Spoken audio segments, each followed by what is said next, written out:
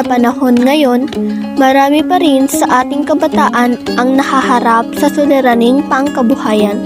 Sa kabila ng mga hamon, mailan pa rin sa amin na naniniwalang ang kabataan ay may magagawa. Kami ang Grade 9 Jasper, Group 7, at ito ang aming Economic Action Plan. Unang step, magsagawa tayo ng survey para malaman kung ano ang mga kailangan ng tao. Susundan natin ito ng business plan at fundraising. At ang pinakamasaya, ang soft opening ng ating mini store. Nagsimula kami sa simpleng hakbang. Hello! May I please interview you? Sure. What's your question? So, as a student, As a concerned student, ano yung mga bagay or pagkain na mahirap kunin sa ating barangay? For me, mahirap na makuha sa barangay natin is noodles because kailangan pa yung i-process, madami pa yung process bago pumunta dito. Okay. So, yeah. Aside from that, ano pa? Like mga gamit? Canned foods, sardinas, gano'n. Kasi magkapunjibay-bay, syempre, alain the pie. Yes. So, yeah, ganun din. Mahirap i-process.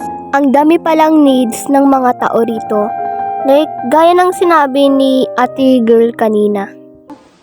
Sinigurado namin maayos ang plano mula sa capital supply hanggang sa presyo. Nakakatuwa rin kasi may mga tumulong talaga sa amin kahit sa simpleng halaga lang. Ate, will you please donate to our fund? Yes po. Any amount will do. Oh my God, thanks. How much that? Do you have money? Can you please donate? Oh my God! Cheers na. Oh! Wait, how much this? May black card pa to, ha? Ayun. Oh my, that's me! That's my wallet! That's my wallet! Please count the money. Count the money. 500 plus 15 plus 1, 2, 3, 4, 5, 6. This is a interview. Interview naman ako ulit. Oh, ate! Yes. See you again. Interview. Iwagan? Yes.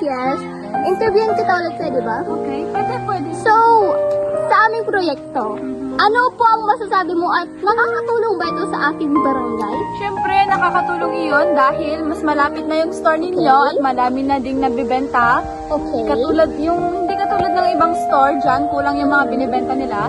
I really like your store. It's wonderful. Madami akong nabibili doon. Thank Yes. you. Bye-bye! Noong Agosto 14, opisyal na naming binuksan ang aming mini sari-sari store. Unti-unti naming nakikita ang epekto ng aming proyekto, hindi lang sa barangay, kundi sa aming sarili rin.